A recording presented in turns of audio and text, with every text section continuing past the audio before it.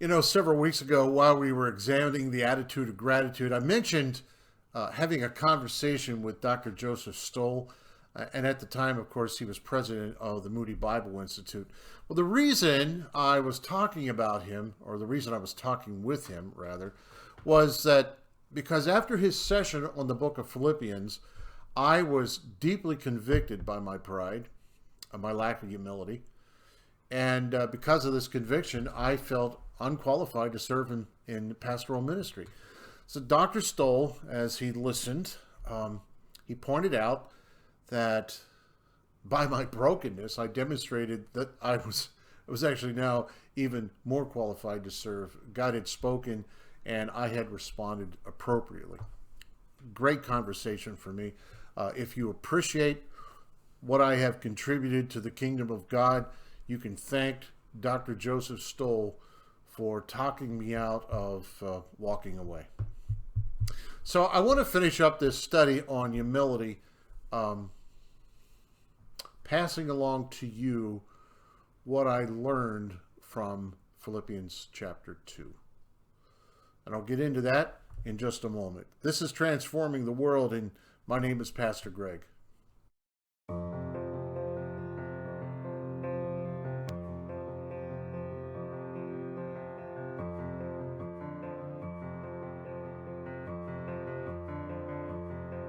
I was 33 when I heard God's call.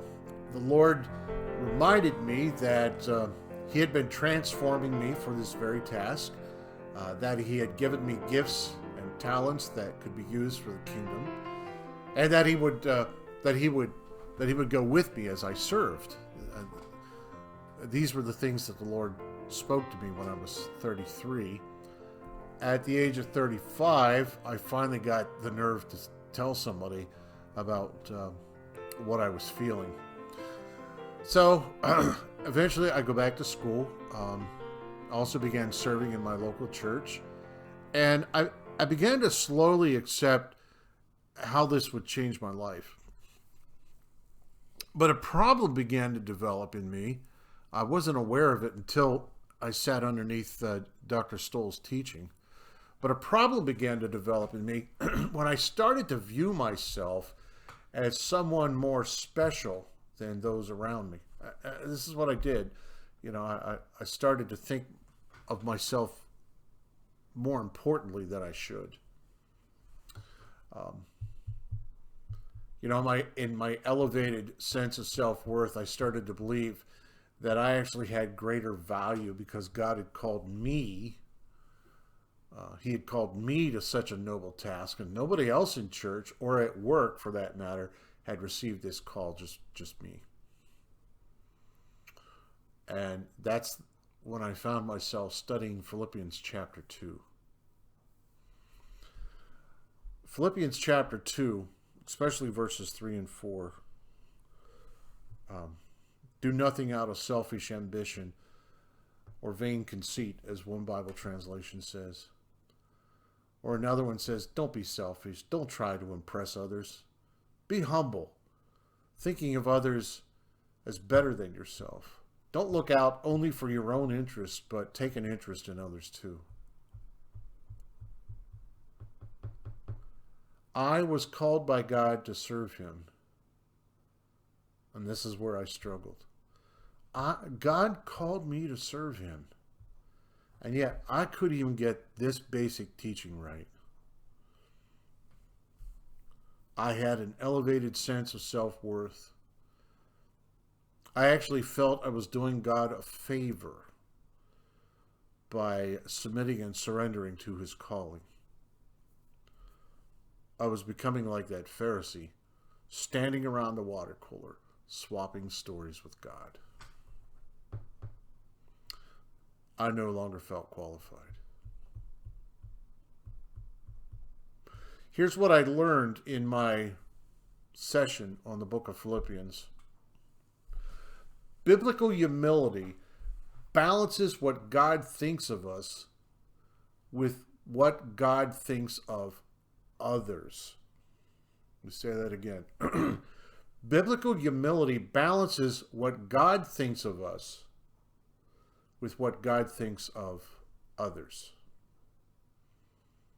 And when we stop considering what God thinks of others, the scales begin to tip toward pride and selfishness. When you and I stop considering how God feels about the other people that we meet, those scales begin to tip toward an attitude of pride and selfishness. I want to say this again, just so you know, that yes, you are valuable to God, but so are others. Yes, God has transformed you into a person of honor, but he has done this for others as well. And yes, God will do, or perhaps he has done great things through you, but he will use others as well.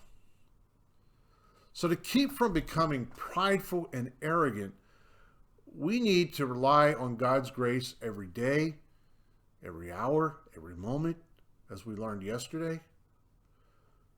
We also need to realize that everyone, and that includes us, that everyone has fallen short of God's holy standard. Romans 3:23.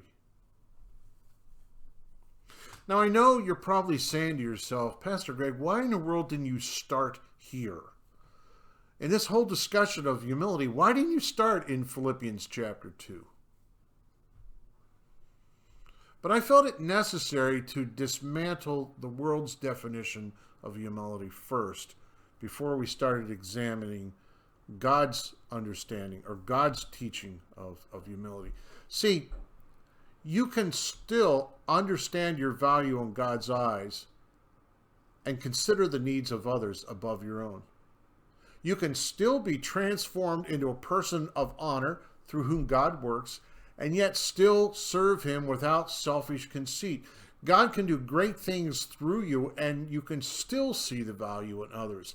But if we started here in Philippians chapter 2, I'm afraid that a person might be tempted to read these verses with the world's definition of humility in mind, and instead of these verses balancing our view, they might tip the scales, making us think that Paul's teaching us that we have no value, that we have no worth, that we must view ourselves as insignificant and unimportant. But that is not true. There is a balance there. There is a balance that needs to happen if we are to have true biblical humility. True biblical humility accepts the depth of God's love for us. True humility accepts that God is at work in us so that we might become a vessel to be used for his great honor. God intends to do great things through us. But at this point in the game, we are still human beings. We still have an utter need and dependency on God. And each and every individual that you meet has that same, God views each and every individual you meet in the same way that he views you. It's a balancing act. It's a balancing act.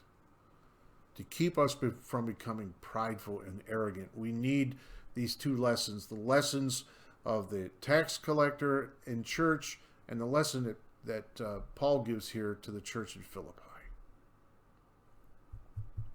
Jesus says the greatest among you must be a servant, Matthew 23:11. But a servant is not less. A servant is not insignificant. A servant actually fulfills a very necessary and beneficial role in a kingdom. A servant doesn't scramble for power or recognition and praise. Their eyes are fixed on others and confidently believes that their contributions will be beneficial. And that is so much different from what the world teaches. That's why I end here with Philippians 2 instead of beginning there. As I said, the lesson of the tax collector in Luke and this lesson from Philippians 2, these two lessons help balance our attitudes, if you will. And they are there to keep us from becoming prideful and arrogant, much like the Pharisee that Jesus described. We talked about him yesterday. You are a valuable person, and God is transforming you, and He intends to do great things through you, but He is God, and you are not. And the same amount of love that He has for you, He also extends to everyone else around you. This is where biblical humility can be found. Not in the way that the world says. The world will come along and say, you're unvaluable, you're insignificant, you have no value, you have no worth. But God comes along and says something different. He says it about you. He says it about me. He says it about the other people that we happen to meet. Everyone has value. Everyone has fallen short. That's why biblical humility can say, look, I'm no better than you are, but I'm also no worse. Biblical humility can walk up to that person that doesn't know this yet and say, in God's eyes, you have value. Anyway, thanks for spending some time with me this week as we have explored the topic of biblical humility. Next week, we're going to take a look at the attribute of responsibility. So I hope to see you on Monday. Have a very blessed weekend, and I'll talk to you then. Bye-bye.